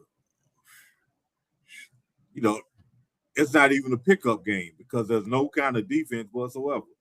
It's just and that's it. I don't like all. I think that it would be better. I don't see the point in playing an All-Star game in the middle of the season anyway. I've never understood that. Just like baseball, why would you play it in the middle of the season? Your All-Stars might not be All-Star by the end of the season. They might have had a good first half, and the second half they go into the toilet. And they knew it was a popularity contest, even when they did that, you know. But there are coaches and peers kind of voting. Like I think the fans vote starters. Yeah. And then everybody else is still peer oriented, coach oriented. So they still have that concept within it. But just like them boys said, we were looking at the film, and it don't look that competitive to me. Yeah. I mean, it was. I hate to say it, but and I don't try to step on no basketball player. So whatever you see, that's what you assess. Mm-hmm. But your as a player, understand this, and maybe you can follow me. Your vision of what a competitive all-star game does not matter for the all-star game. It's the fans' vision of a competitive game that matters in all-star. Not you, Katie. Not you, Ant-Man. It's if the fan says y'all out there lollygagging. Yeah, that's what it is. I get that you're a player and you're saying no, that's a fans. Because we know you're gonna play regular season, even if the fans watch it. But on the All-Star, you have to give the assessment of how it looks to the fans. Yeah, if the fans are pleased with it, okay, so be it. But if they're not, you need to say, well, what is it that's why don't you like it? What is it about Right. this All-Star game that you don't like? Y'all don't play worth a damn. That's What all you we mean? saying. Oh, we're trying to keep from getting injured. Well, if that's the case, move it to the end of the season. Or if you're concerned about getting injured, decide that you're not gonna play and let somebody else get in and play. And let somebody else get in and play. Now, having said all that, make sure you watch every week, even in the off season, the No Jazz Show, which stands for Not Just Another Sports Show, where we discuss all of the things outside of sports, inside of sports. We in the box, we out the box. And you can follow us on YouTube at NOJASSSHOW. Find our Facebook page at NOJASSSHOW. Our Instagram page at THE No Jazz Show. Because I'm about to cut this off because I see my boy. He ain't got to be at work early as I do. But then again, he do. You know what I'm saying? But I ain't gonna hold him like that. But anyway, make sure you like. I'm off tomorrow. What you doing all that for? I see you over there. I ain't calling you out. I'm just saying I'm looking out. Because I know when I get it, I know when I get ready to do it, I do it. But you know what? This might be your day. You know, because Friday is remote day, be off day. I get it. We straight. But make sure you follow, like, subscribe. We on X. We're on TikTok. Find us live on my page, DUPONTZNIVEK. On Russell Tanker's page, RUSSELL Tank. Now, I want to ask Tank, because we have covered everything, if he has any final words that don't begin with the letter Z. Because he look like he want to catch some. I got a few Hey, things. what's up? You know me, man. I'll just say this. Particularly college football. NCAA, NIL, whatever. Y'all need to do something about this, letting guys get all these extra years to play. Oh my God. There's no reason for I can't even remember his name. Last name started with a T. The linebacker from Montana is now been granted his 9th year of eligibility to play college football. Come on, man.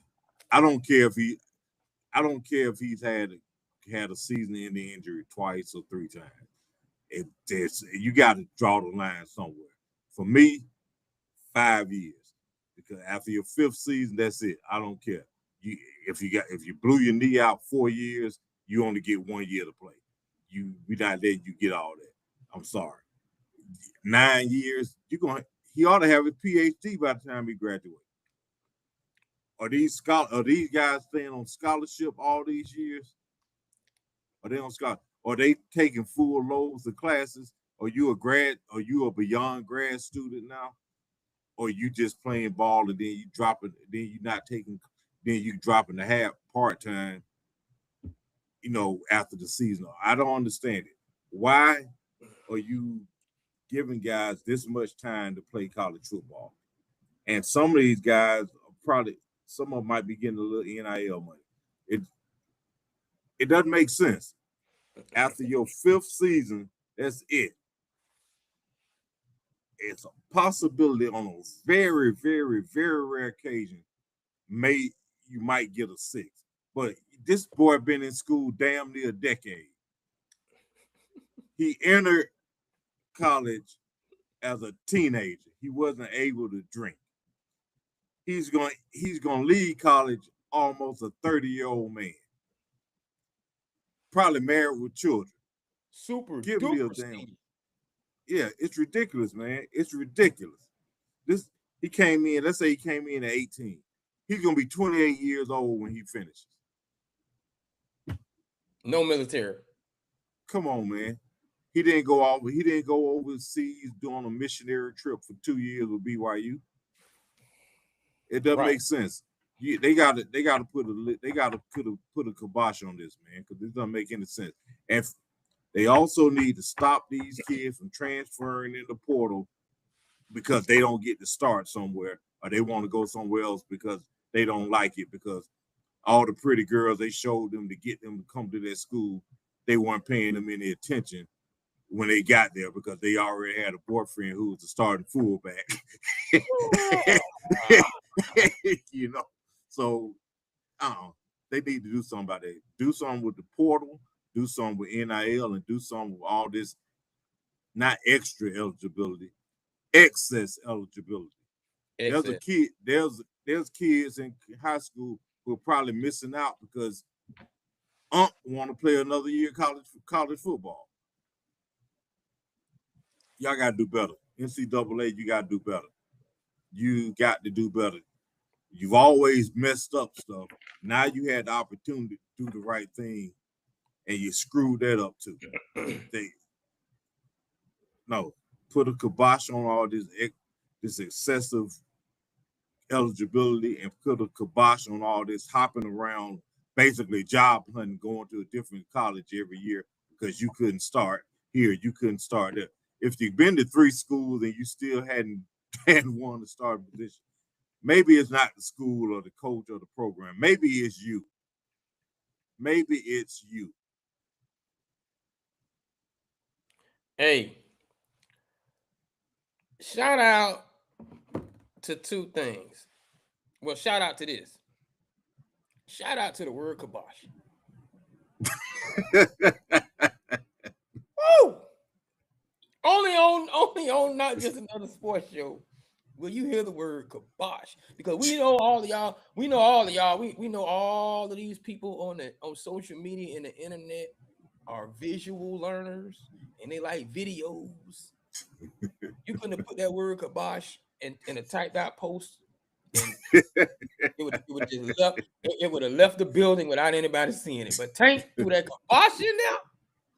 Boy, I'm trying to tell you, but there's some people out here heard that word and think that is something you buy and put on your hot sausage at the fair. Kibosh. And just to piggyback off what you're saying, and I ain't gonna take long. I think COVID about to put a cap on all of that too. You know what I'm saying? Hopefully it'll be capped at 8, because we don't need anybody leaving a real job to go to football and basketball practice. Because that is what it sounds like they're doing when you get in your 9th year. Yeah. Eligibility. You are not going to class. I'm sorry. You at work. You leave the job. What other degree are you gonna get? You in your 9th year. Yeah. Oh, you already written your dissertation. I got to put in this PTO. I got a bowl game now.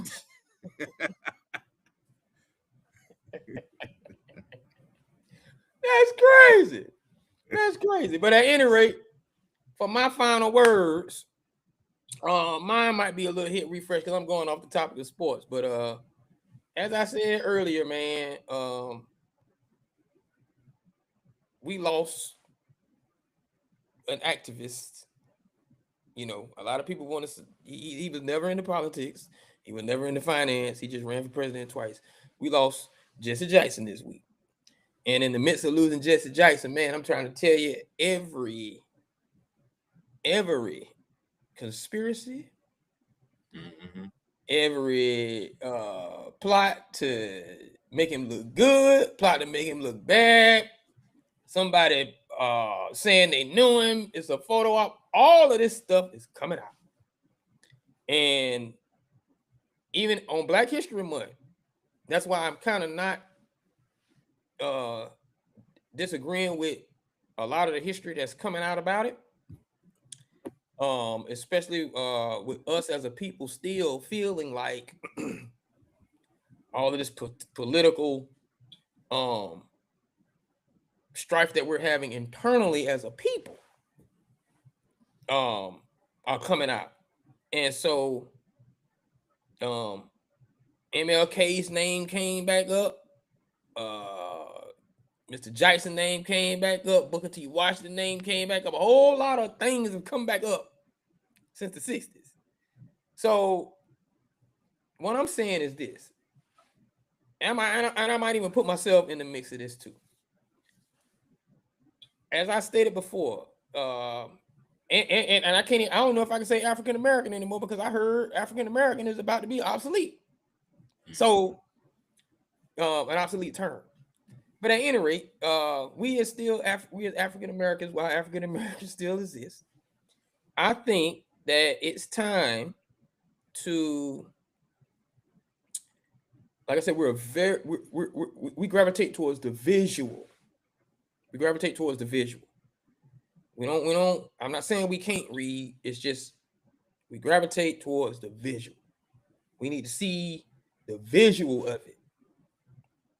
And then it gives us an opportunity to go back and relate it to how Tank may feel against what I feel, how somebody else feels against what Tank feels. So on social media or, within your internal think tank and round tables of internal family blackness, office blackness, or whatever, your crew. But I'm saying we as a people, Black people, I think it's only fair, and I think we've matured enough, and I'm asking all filmmakers and all writers to take this challenge. I think we as a people have matured enough to put something on the screen, not just documentary, and I know it can be swayed in any way. I think we need to put something on the screen that allows people to see a depiction of what really happened during the Civil Rights Movement period, the Martin Luther King period. I even think we need to go back and redo a version of Roots, because everybody wasn't going through that. Was that based on a plantation in Georgia, not Georgia, but like Mississippi or something. Mississippi. Everybody didn't go through that. I think we've matured enough and we understand that the media has taught all of us, because now the people in their 50s and the people in their 70s are still around him. And then they've got this youth movement going on. And I hate to be long-winded, but I'm saying I think we matured enough as a people and have heard everything. We've seen real live reverends go through things in our lifetime to understand that reverends and pastors are even humans. Shout out to Drewski. We're humans. We backslide. I think we're mature enough as a people where now we can tell the story of maybe Martin Luther King at 5'7" and Jesse Jackson hanging with each other, riding around on a tour on the Chitlin Circuit at their age, got into a little something. They're young. Maybe they caught up. Maybe that little girl looked at that 6'3" Jesse Jackson, but she liked the popularity of the 5'7" Martin Luther and did something. Tell the story. Tell it. I think Black people are mature enough to understand that we are human enough to know everybody didn't wear a cape. Everybody wasn't perfect.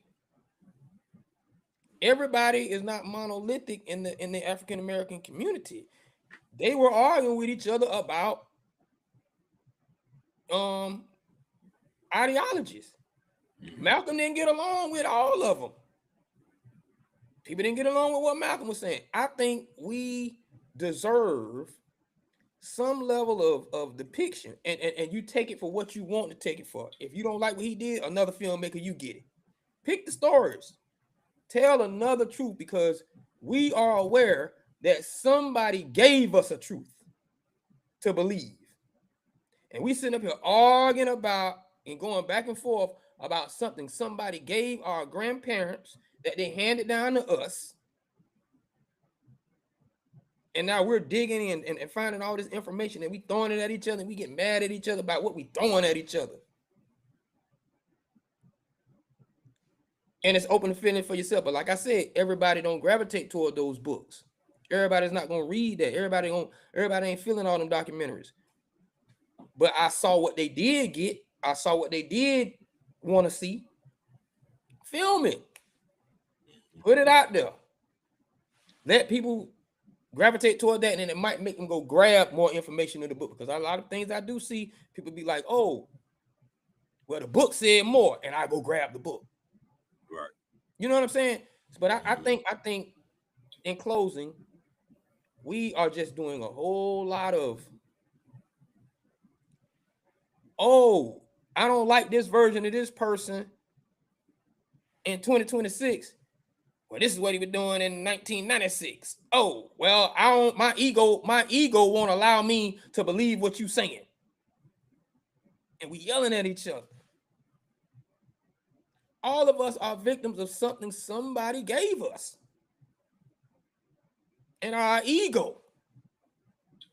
That's all it is. Our ego will not allow us to attach ourselves to our discernment and look at things from both angles. And then say, this is what I choose for myself versus what you choose for yourself, but I get it. Because there's a story out there that somebody protected.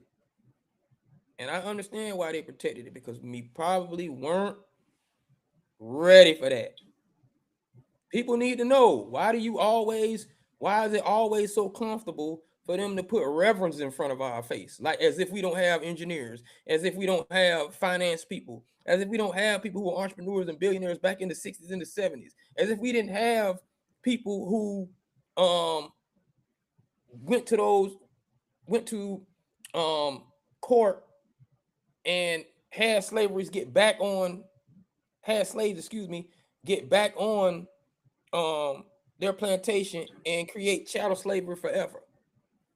Tell the stories, man, because I'm tired of us going back and forth as a people, cooning each other, Uncle Tom and each other.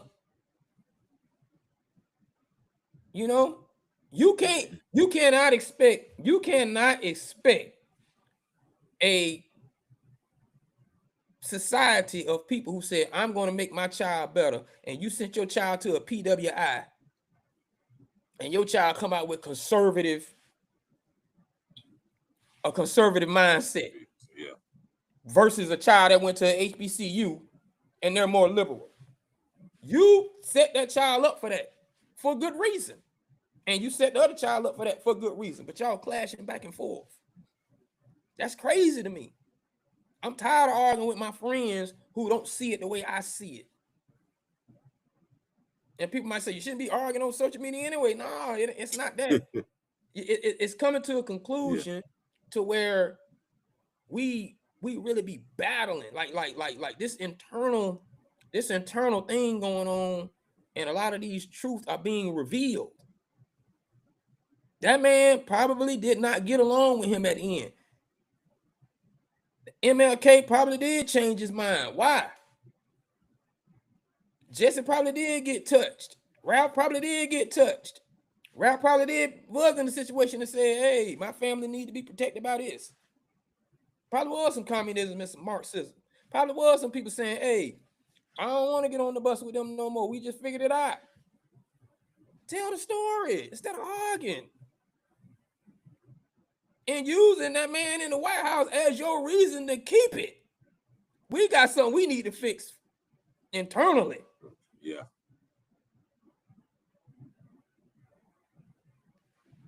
Male, female, woman and child.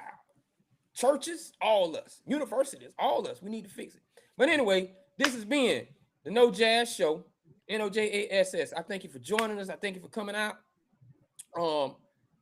It's always a pleasure to have you all. Make sure again you follow, like, subscribe. We are on YouTube. We are on our Facebook page at NOJASSSHOW. I probably said too many S's.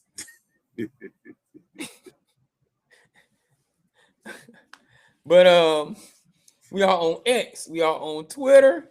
Find us live on Riverside.fm. Find us live on Russell Tanker's page, RUSSELLTANKER. Live on my page and the links. DUPONTZ NIVEK. That's where you can find us, man. We love you all for coming out. We love you all for spending time with us. Any people that salute.